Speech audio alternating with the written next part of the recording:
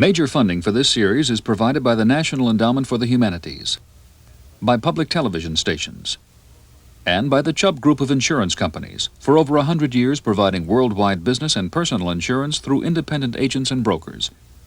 Additional funding is provided by the George D. Smith Fund, the Christopher Reynolds Foundation, the Corporation for Public Broadcasting, and other contributors. This program contains scenes of graphic violence. Viewer discretion is advised.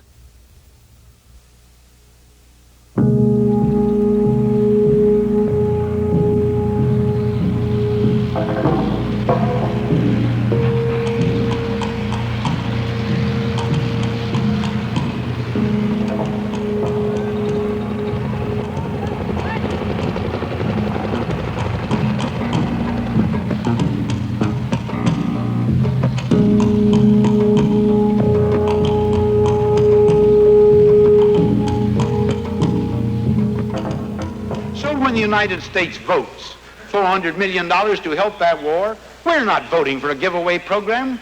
We're voting for the cheapest way that we can prevent the occurrence of something that would be of the most terrible significance to the United States of America, our security. If we withdrew from Vietnam, the communists would control Vietnam. Pretty soon, Thailand, Cambodia, Laos, Malaya would go. If this little nation goes down the drain and can't maintain her independence, ask yourself what's going to happen to all the other little nations.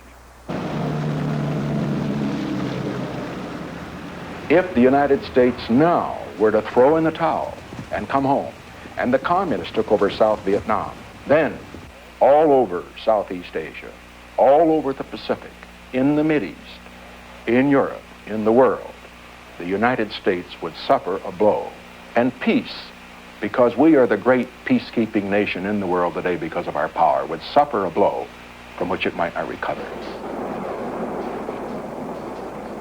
First a handful of advisors, then the Marines. Finally, an army of 500,000. That was the Vietnam War. It was an undeclared war. A war without front lines or clear objectives. A war against an elusive enemy.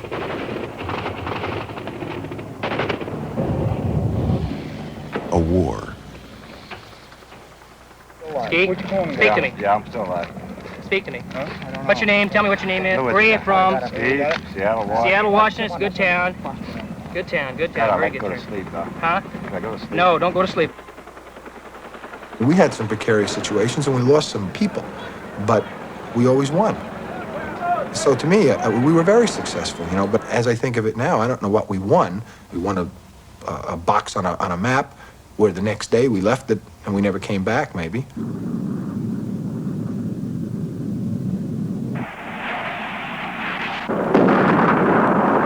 It was a war that blurred the line between friend and enemy. Wherever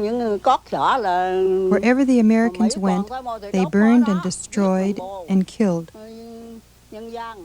I didn't see any guerrillas being killed, only villagers. An 8-year-old or a 9-year-old can kill you just as quick as a 25 or a 26-year-old man. Back here in the States, the kids are playing cowboys and Indians. Over there, they've been playing it for real.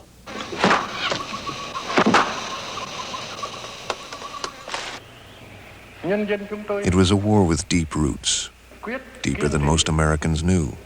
Ho Chi Minh and his followers fought for decades against the French, then against the Americans and their South Vietnamese ally. I always believed in my country. But instead of sending my sons out to defend their country, I sent them out to die.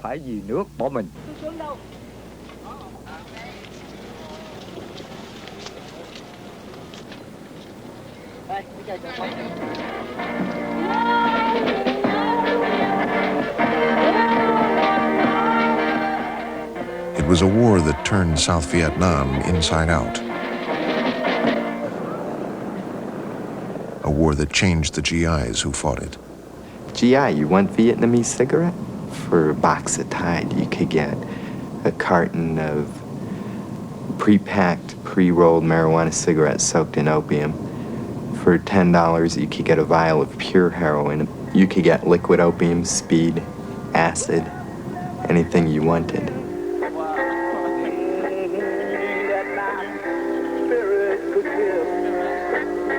It was the first television war. What's he got, small arms? Small arms, automatic fire, grenade launcher, and hand grenade. With uncensored battle reports flashed to the folks at home. What's the hardest part of it? Not knowing where they are, that's the worst thing. You lost any friends? Quite a few. We lost one the other day. The whole thing stinks, really.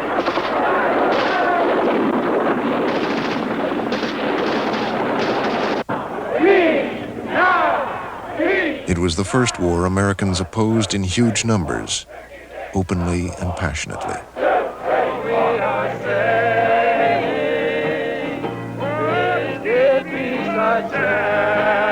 Are you listening, Nixon? Oh, we are saying. Are you listening, Agnew? The Vietnam War ended when the communists took Saigon.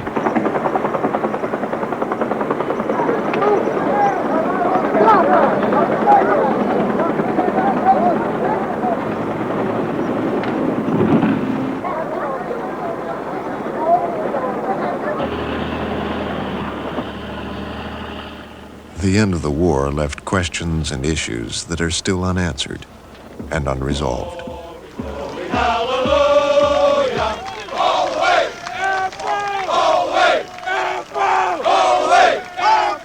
Well, it's time that we recognized ours was in truth a noble cause.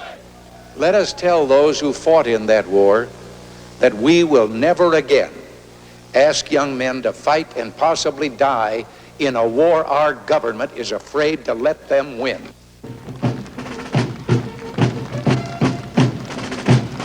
Vietnam, a noble cause, a shameful venture. The questions continue because for America, the Vietnam War is not over. And it is not over for Vietnam. Not for the hundreds of thousands who have fled the communist regime. Not for the millions who remain in a devastated country that is still at war, in Cambodia and with China.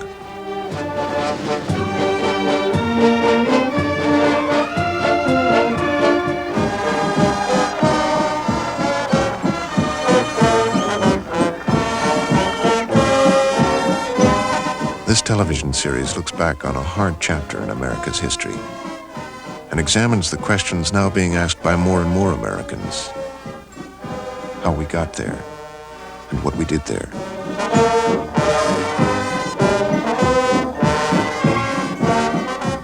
Two and a half million Americans fought in Vietnam, and 58,000 Americans died there. Why?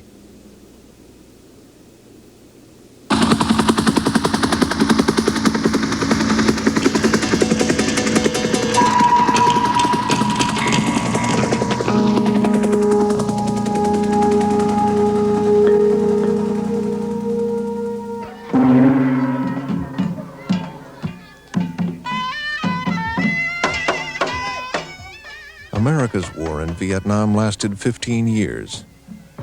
But the Vietnamese have known war a long time, more than 2,000 years. Their traditional enemy was China, their giant neighbor to the north. For centuries, Vietnam was the southernmost part of China's empire.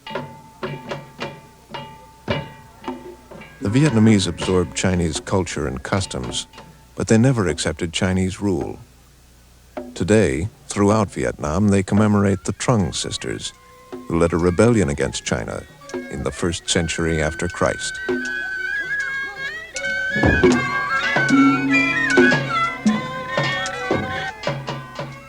The rebellion failed, but the Trung sisters are still heroines, part of a long line of Vietnamese who fought foreign domination.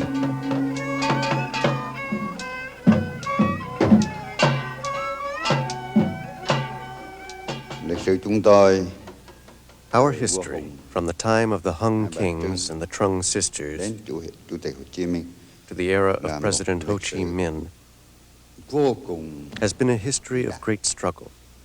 Throughout history, the Vietnamese people have always done their best to defend the country and to build the nation.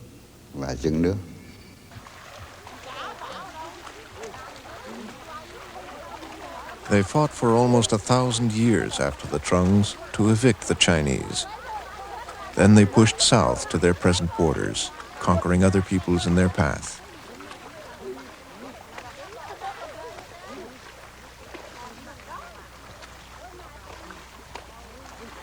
The country expanded so rapidly that it fragmented in a series of civil wars.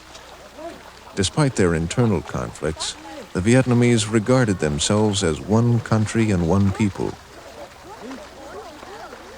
But they were too weak and divided to fight off the conquering Europeans in the 19th century.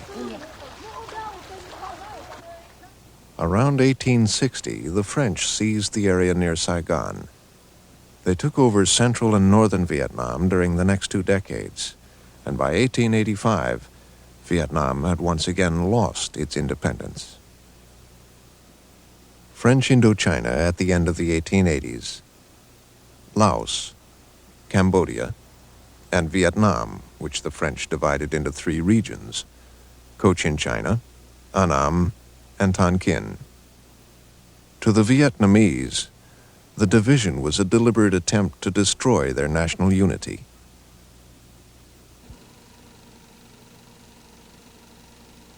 The first moving images of the new colonies were recorded in the early 1900s.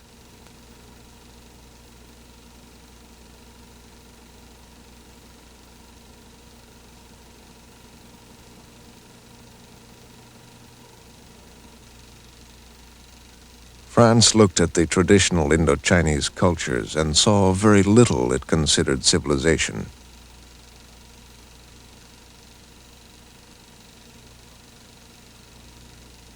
The colonizers took upon themselves the French version of the white man's burden, la mission civilisatrice, the bringing of civilization and Catholicism to the natives. The Vietnamese resisted. The French called all resistors pirates, and they sent in the troops for the first pacification of Vietnam. They staged public executions. The severed heads were photographed and printed on postcards which soldiers sent home to sweethearts in Paris with kisses from Hanoi. It took 20 years to get the Vietnamese resistance under control. Then the French could concentrate on the economics of colonialism, trying to transform Vietnam into a source of profit. They opened factories and expanded the mines in the north. In the south, they developed tea, rubber, and rice plantations. Indochina exported rice to 30 countries. And exports stayed high even if it meant the peasants starved.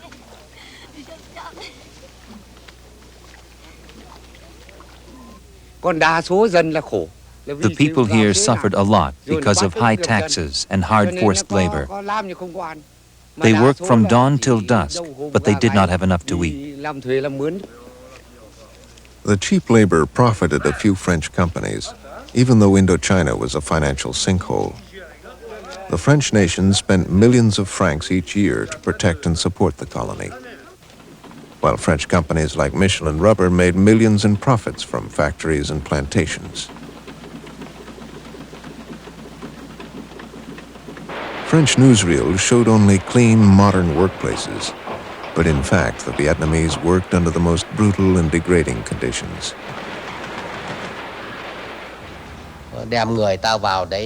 In the rubber plantations, the workers were treated so inhumanely that they died young and died in droves. There was a saying that the workers were fertilizer for the rubber trees because their corpses were buried under the trees.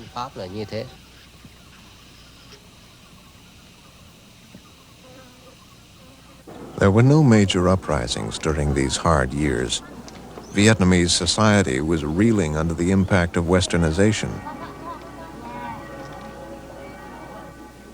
French culture permeated the cities, bringing Western fashions and ideas. Some French scholars and artists admired Vietnamese civilization, and early Western photographers recorded Vietnamese life. But most French felt superior to the natives. The Vietnamese elite began to give their sons a Western education. Almost all of those who would lead the next resistance to the French were French educated. Among them was Ho Chi Minh. Ho Chi Minh's early years are difficult to trace. He was always mysterious about himself, giving few interviews, and preferring in later life to present himself as the benevolent Uncle Ho. Ho was born about 1890 as Nguyen Tat Tan, the son of an official who resigned rather than serve under the French. As a young man, Ho left his country, working as a ship hand and cook in America, Britain, and France. In September 1911, he was in Marseille and sent a request to the Ministry of Colonies. "I would like to be useful to France," he wrote, "in its dealings with my people." And he asked to be admitted to the Colonial Training School. He was told to apply elsewhere. In 1917, Ho moved to Paris. He took the pseudonym Nguyen Ai Quoc, Nguyen the Patriot, and began to agitate for Vietnam's independence. He tried to plead his cause at the Versailles Conference following World War I, but was not admitted. His effort made him famous among the Vietnamese in France. His activities brought him to the attention of the French police. They ran an investigation on this young potential troublemaker and dismissed him with the description, "awkward-looking, mouth constantly open and a stupid smile." In 1920, Nguyen Ai Quoc became a founding member of the French Communist Party, the first Vietnamese communist. He remained in France editing an anti-colonial paper called Le Paria, The Outcast, and supporting himself as a photographer's assistant. His drawings, published in the newspaper, showed he was still concerned with Vietnam, which he had not seen for 10 years.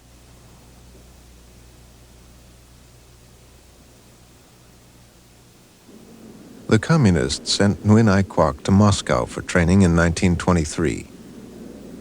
Then, as a communist agent, he went to China. From there, his exact movements become difficult to follow. He traveled widely, organizing expatriate Vietnamese into a revolutionary party.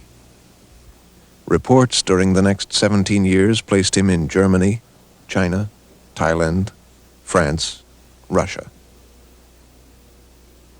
He was not in Vietnam, but his followers were part of new anti-colonial revolts, competing for popular support with non-communist revolutionaries. Le 6 février 1930, On February 6, 1930, the Annamite rebels attacked a military post inIen Bai, and the same day in Hanoi, some rebels attacked police headquarters. They just had a few sardine cans filled with gunpowder, and they broke a few windows.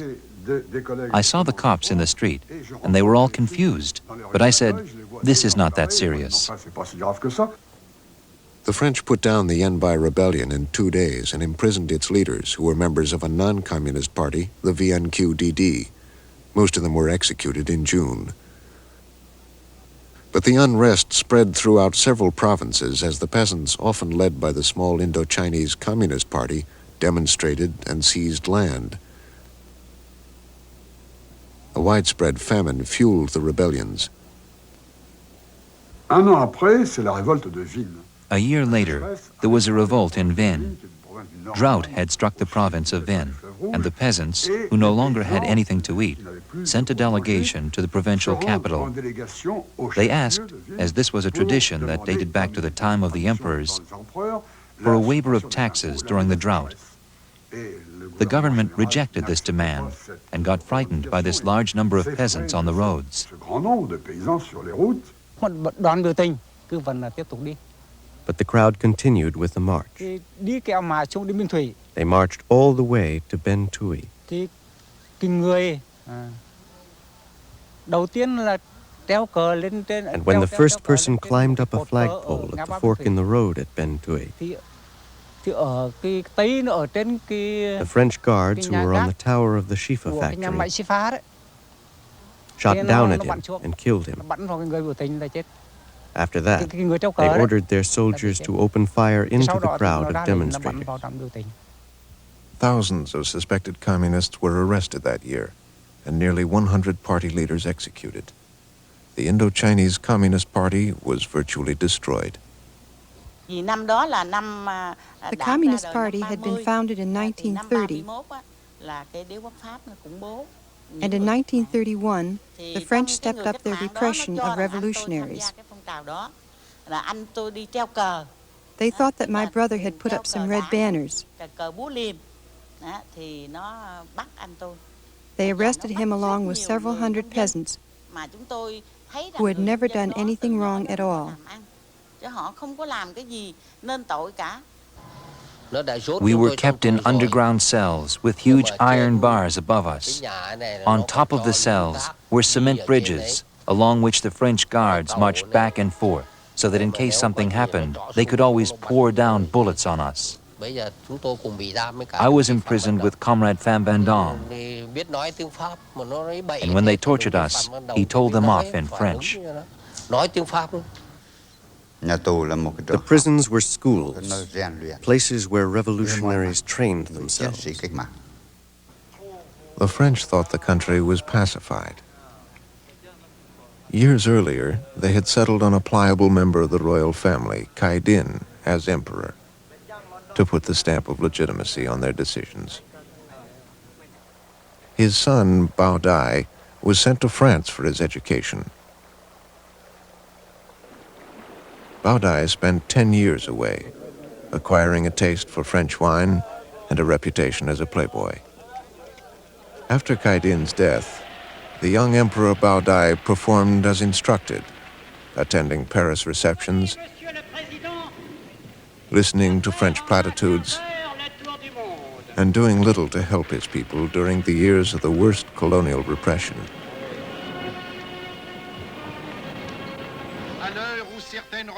France was proud of its colonial record. Pathé Journal croit nécessaire de présenter ce rapide inventaire de l'œuvre accomplie jusqu'à ce jour à l'abri de nos couleurs. Dans de nombreuses régions, autrefois désertiques, où des tribus hostiles les unes aux autres traînaient une existence misérable, les civilisateurs français ont apporté la paix, le travail, la prospérité, la joie. La France admet comme légitime et heureuse la diversité des civilisations qu'elle respecte.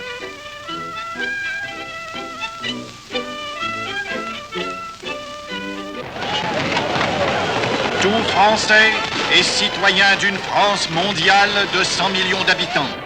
Par son importance et sa fécondité, le domaine français d'outre-mer est devenu un élément essentiel de la vie économique mondiale, une force active de la civilisation, un glorieux témoignage de la grandeur de la France.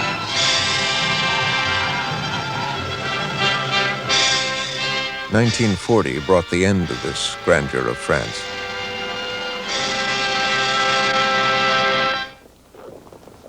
Japan, pursuing its conquest of China, wanted to block the transport of war materiel through Vietnam.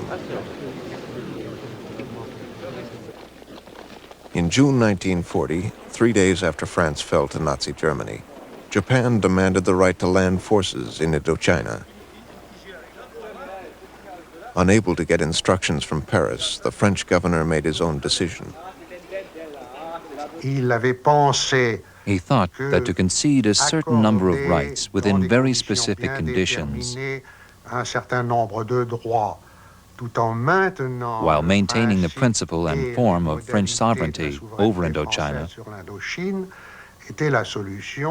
was the wisest and most appropriate solution in that situation. And indeed, there could be only two solutions. to fight and resist, or to try maintaining the essentials of French sovereignty over Indochina, while sacrificing only a few rights to the Japanese. Under the agreement, Japanese troops would use French Indochina's air bases and facilities. Japan let the French bureaucracy continue to manage civil administration, freeing the Japanese to prepare for further conquest. French Indochina's roads, harbors, and railways became crucial to Japan's war machine, as did its rice, rubber, and coal. To the French, the Japanese presence brought few changes. They were the only Europeans that the conquering Japanese left free throughout the war.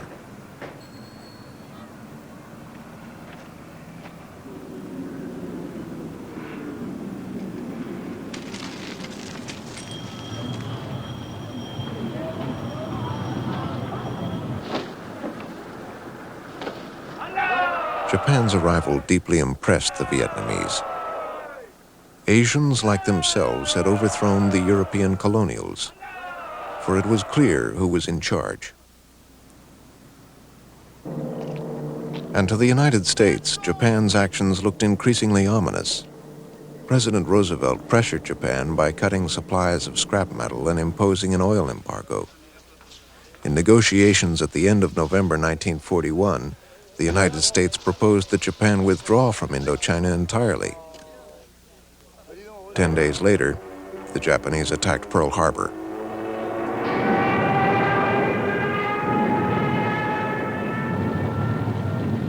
The Japanese swept down through southern Asia, conquering British and Dutch and American territories. French Indochina was a small part of a world war.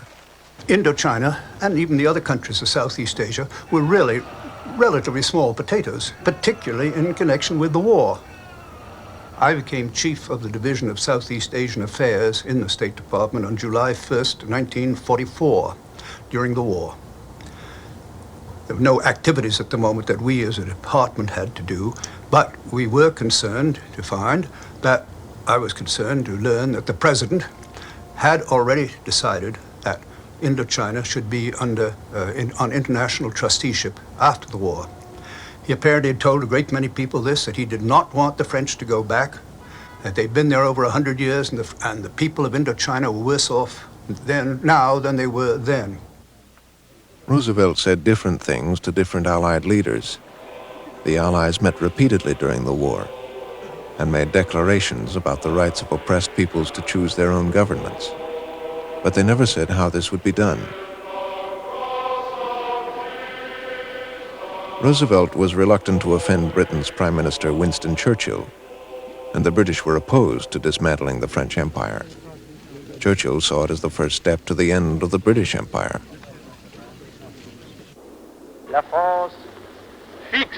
And General de Gaulle, head of the Free French Forces, made it clear that to him, Indochina was still French. Et culturelle de l'Union indo-chinoise. Elle est et elle restera sa propre mandataire. Roosevelt avoided a decision. At various times, he talked about international trusteeship or Chinese or even French trusteeship. Well, of course, that really meant that he'd abandoned his position. But I think a great deal of that was because of one, the pressure of the other countries who did not want to have trusteeship for their own territories. They were willing to have trusteeship for any territories of the enemy, but not their own. In early 1945, the collaboration between the Japanese and the French in Indochina ended. The war was going badly for the Japanese. A small French resistance movement had begun in Vietnam, and Allied bombing around Saigon further alarmed the Japanese. General de Gaulle était extrêmement clair. General de Gaulle was extremely clear. General de Gaulle thought that France could only return to Indochina with arms in hand, and that implied fighting the Japanese.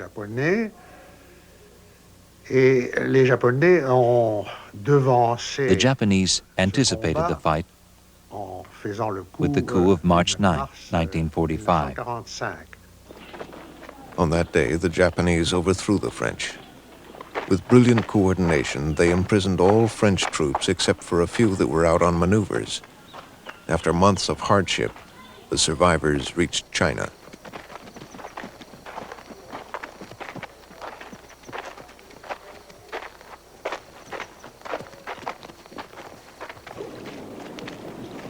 French rule, saved at the expense of French pride in 1940, was destroyed.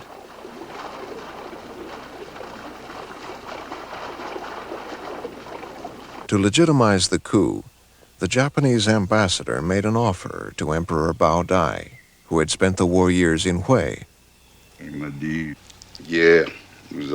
He said to me, "Yesterday, we terminated French sovereignty. And today, Japan is happy to bring you your independence." We weighed the pros and the cons. What was this independence worth? How should we take it? The ministers told me, "Your Majesty cannot refuse this independence, for independence has been a forbidden word for a century." The Japanese supported several Vietnamese nationalist groups, but other groups were both anti-French and anti-Japanese. The most important was the Viet Minh, founded in 1941 by Nguyen Ai Quoc. He had returned to Vietnam after 30 years with a new name, Ho Chi Minh, meaning he who enlightens. After the conference to establish the Viet Minh, Uncle Ho sent out a letter calling for the support of the population.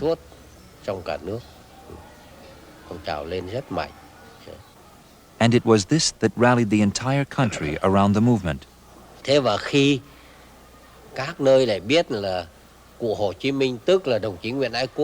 And when people realized that Ho Chi Minh was actually Nguyen Ai Quoc, their trust in the movement was further established. This was because the name Nguyen Ai Quoc had been widely known in the country. People knew that he was a great patriot. Like Ho, many Viet Minh leaders were veterans of the old Indo-Chinese Communist Party. But the Viet Minh during the war was nationalist, not communist in program. It organized guerrilla bases, trained cadres, harassed the French and Japanese, and spread propaganda, urging the peasants to resist. Why did the Viet Minh fight the Japanese while other Asian nationalists collaborated?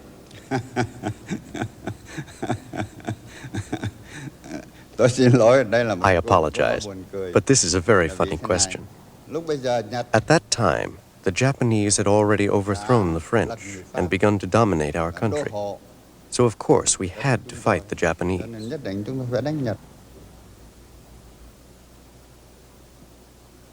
By early 1945, Vietnam was suffering a terrible famine. People blamed the French and Japanese, who were hoarding rice, feeding it to Japanese troops, and even exporting it to Japan, while an estimated 2 million Vietnamese out of 8 million in the northern areas died. How come we suffered in 1945? Because of the arrival of the Japanese. The French were already exploiting us, and now on top of the French, the Japanese were exploiting us. This is bitterly ironic, because since March 9th, our administration had really stopped working, and especially in getting rice supplies to northern Tonkin. The rice supply was never sufficient, and as we waited for the harvest, food would come on huge junks from Saigon along the coast. And it was, of course, the French administration that set up this supply, whereas the Japanese could not care less. It was not their business. So many people died of hunger here in this village. I myself had to bury 4 people, and we did not have enough wood to make coffins for them.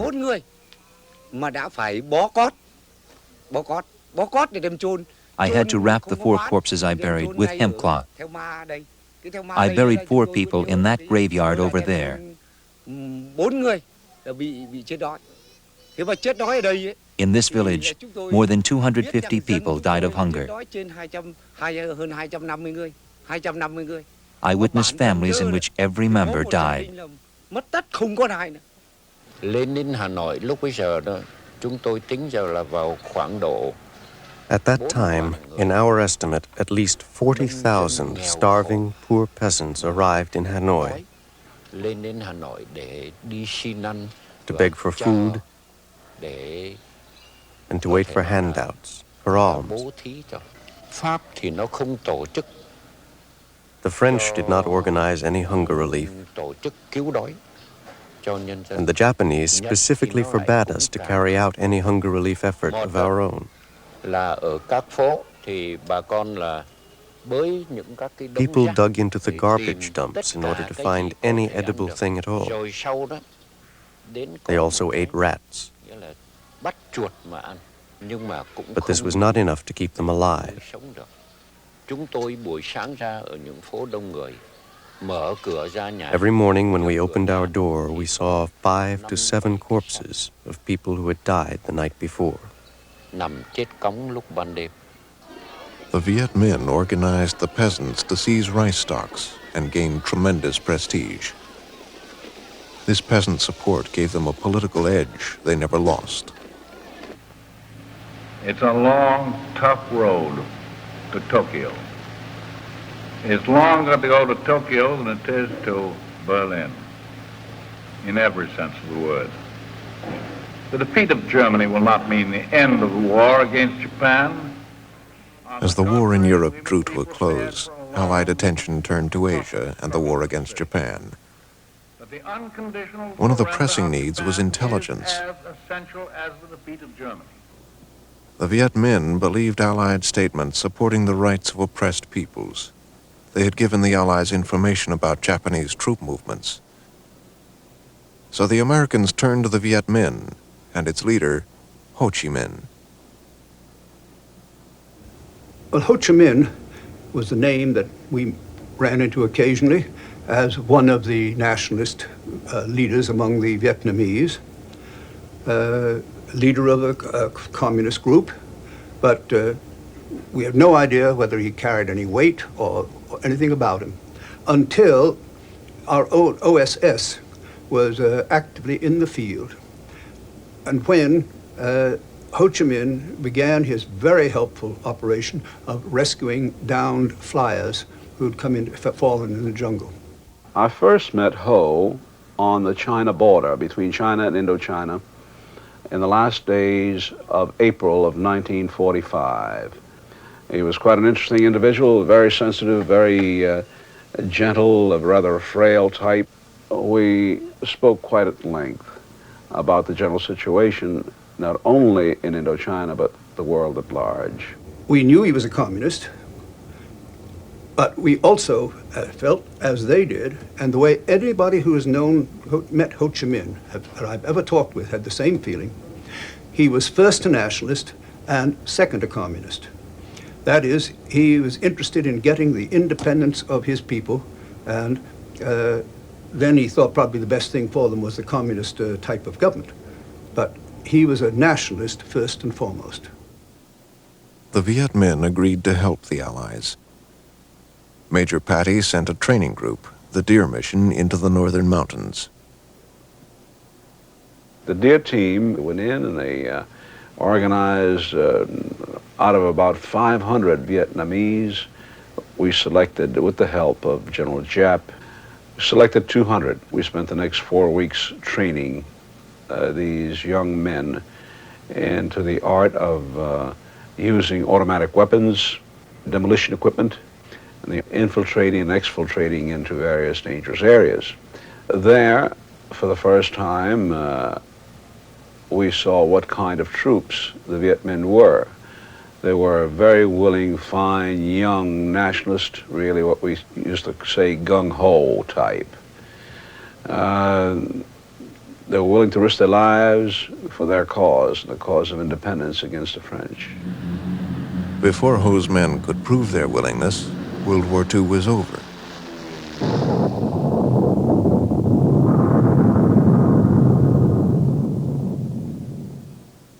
The sudden Japanese collapse took many in French Indochina by surprise, but the Viet Minh were ready for what they called the August Revolution. Declaring Vietnam independent, they marched in to take Hanoi peacefully. Ho Chi Minh formed a government in Hanoi, carefully mixing in members of other nationalist groups. But in the South, away from Ho's moderating influence, his followers started purging rival nationalists.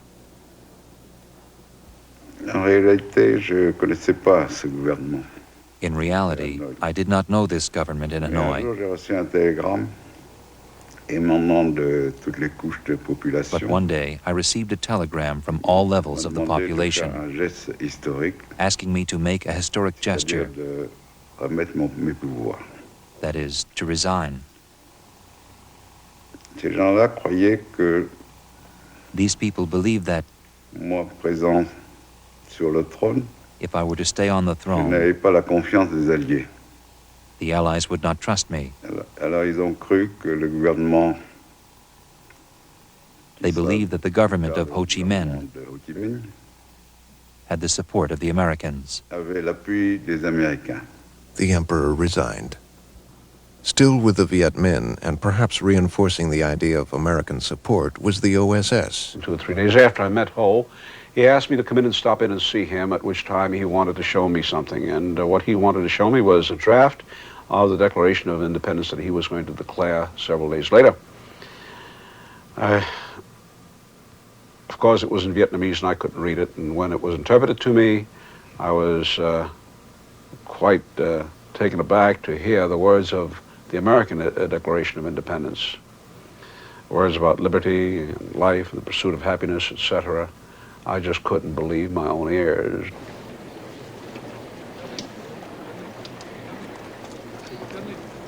On September 2nd, 1945, on board the USS Missouri in Tokyo Bay, Japan formally surrendered.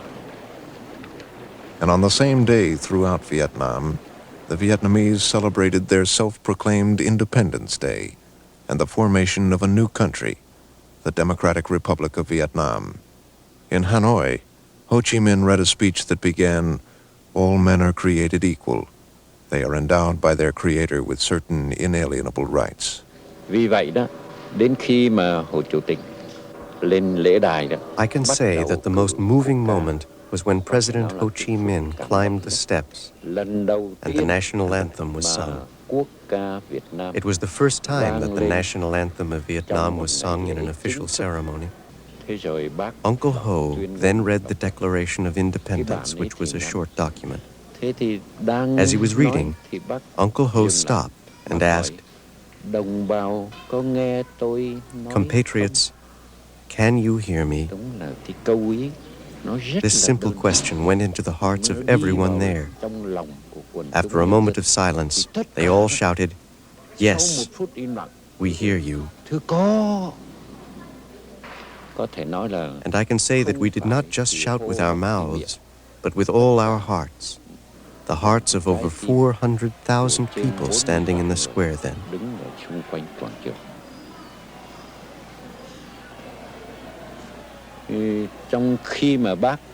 After Uncle Ho finished reading the Declaration of Independence,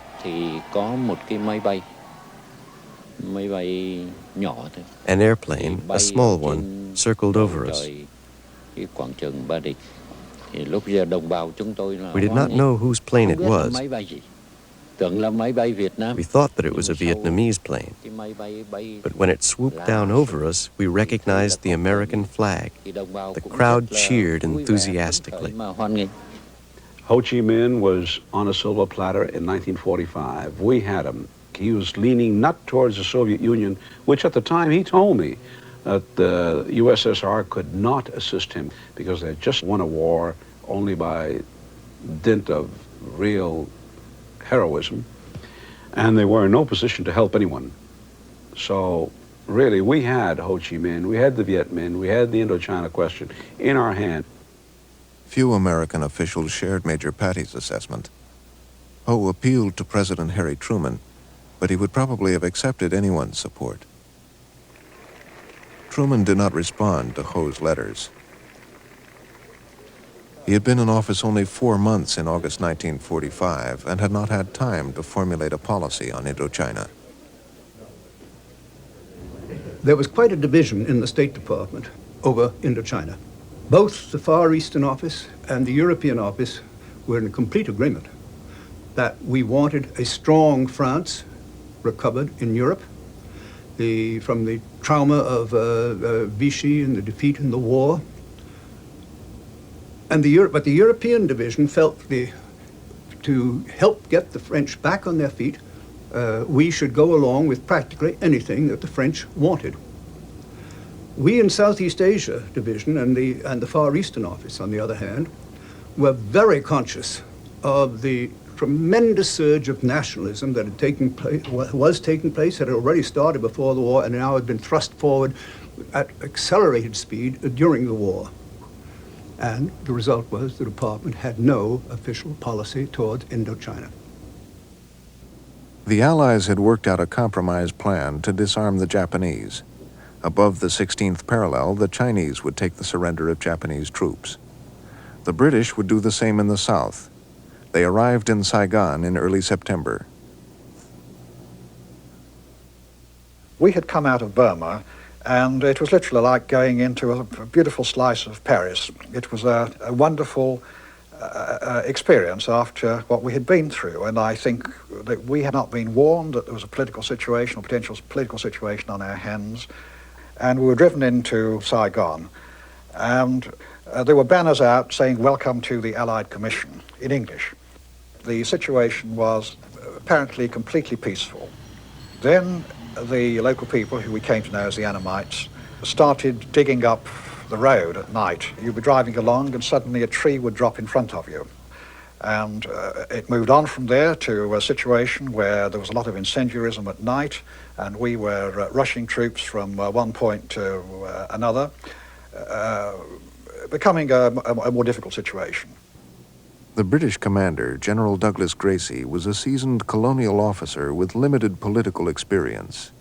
His orders were to disarm the Japanese and maintain law and order. His staff officers included Brigadier D.E. Taunton. It was a very difficult period for me at that time. The Japanese were in control and were armed. The French were imprisoned by the Japanese, and my job was to release them, and the Annamites appeared to be in control of government buildings and so on and so forth. So I went through a very difficult period of trying to rearm the French, trying to disarm the Annamites, and not bothering very much about the Japanese, who were well behaved, and I left them with their small arms for a while. He did everything possible to destroy our administration in order to reinstall a pro-French administration. To do this, he intentionally went against Allied orders to disarm the 100,000 Japanese troops. Instead of disarming them, he disarmed us, the revolutionary forces of Vietnam. He used the Japanese troops and rearmed the French Legionnaire regiments to fight against the Vietnamese Revolution. And everything got a bit out of hand. And the only logical thing to do was to rearm the Japanese, who were highly trained, they had surrendered, and they were at that time reliable. It was a bit odd to do it, I admit that, but it worked. How did you feel? Did you approve? I personally thought it was the right thing to do, because I had been dealing with the Japanese quite a lot, answering their problems about terms of surrender and so on and so forth. And I felt it was far better, and I felt happier, to have rearmed Japanese in control of the key points, rather than trigger-happy and untrained Frenchmen, as some of them were, running about and offering themselves as targets to the Annamites, and the Annamites taking full advantage of it. We did everything possible to accommodate Gracie. He came here with only 2 battalions of Indian troops. It was not a formidable force, but we still did our best to help him. We turned over our headquarters to him, and we enabled his troops to move about freely. Then he forbade us to move around and imposed a curfew. But Gracie's troops and the Japanese soldiers could move around, and he took advantage of this to mount a sneak attack on us on September 23rd. The orders, as I remember them, were on the 23rd, the French would take over certain key points quickly, quietly, from the Annamites, assisted by my troops when necessary. My troops would also take over the bank and the post office, and all this would be achieved quietly in the night. It went perfectly quietly and all right, but it broke down as the day went on the following day, that the French, as I said earlier, became overexcited and all sorts of shooting and noise was going on. The day after the coup, French troops released from months of Japanese captivity went on a rampage, arresting and attacking Vietnamese. Despite the violence, General Gracie and his men had no doubts that legitimate government had returned to Saigon. He had absolutely no mandate whatever to start talking about handing over French Indochina to anybody other than the French. He had his strict instructions. I never lost the impression that in due course the French would have to take over control and responsibility when they were in a position and strong enough to do so. I never entered my head that I was going to hand back control to Annamites. It was an obvious move that they were going to restore the French to power in Indochina. I think our European division probably silently applauded. We silently gnashed our teeth, but there was nothing that we could do about it. This was a theater which we really only had nominal participation in, and so we just had to watch. America's watching was being done by OSS men.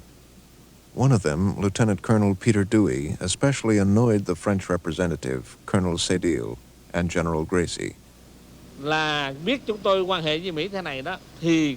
When Gracie and the French representative found out that we were meeting with Dewey, they were extremely angry. And although they did not say it publicly, they showed that they were clearly against the activities of Dewey. Colonel Dewey of the OSS was a law to himself. He had arrived and attached himself to the Control Commission, I think a little to Cédille's surprise as well as Gracie's surprise, and he was a man who acted always on his own. Relations between the OSS men and General Gracie deteriorated. After a dispute over who had the rank to fly a flag on his car, Gracie suggested, or ordered, it's not clear which, that Peter Dewey leave Saigon. On September 26th, Colonel Dewey set out with his friend Captain Blueshell in a less than clearly marked Jeep.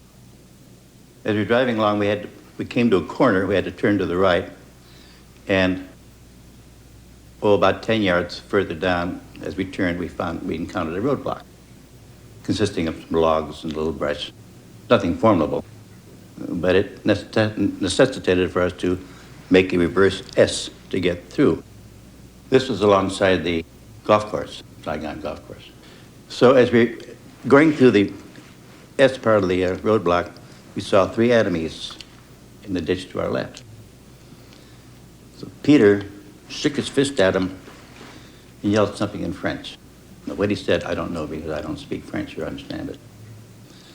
At that point, a machine gun opened fire. And the burst hit Peter Dewey right in the head, back of the head. It looked like part of his lower jaw had been shot away, and the Jeep continued then towards the ditch and it rolled over on its side. Firing continued, but the chassis of the Jeep protected me. The machine gun burst didn't touch me. Just lucky. I don't know why it didn't. We tried our best to find out what happened, but there was nothing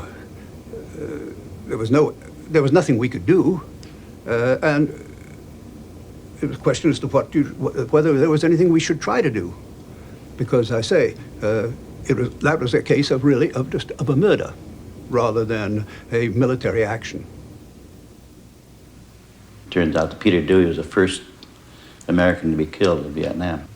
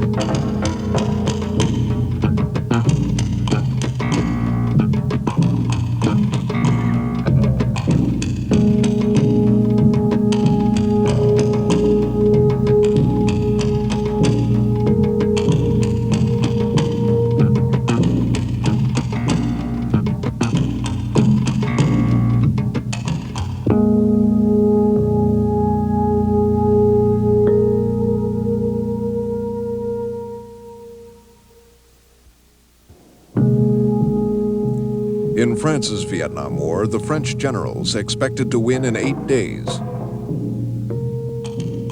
After 8 years, $2.5 billion in American aid, and a devastating defeat at Dien Bien Phu, the war was finally over, and France had lost. The First Vietnam War, next on Vietnam.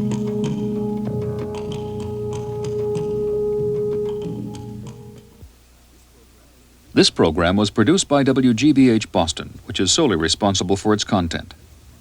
Major funding for this series was provided by the National Endowment for the Humanities.